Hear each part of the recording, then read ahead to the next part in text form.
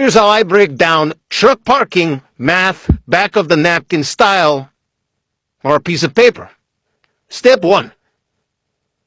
Number of spaces. Say you got an acre of land, you can fit around 25 truck and trailer spaces per acre.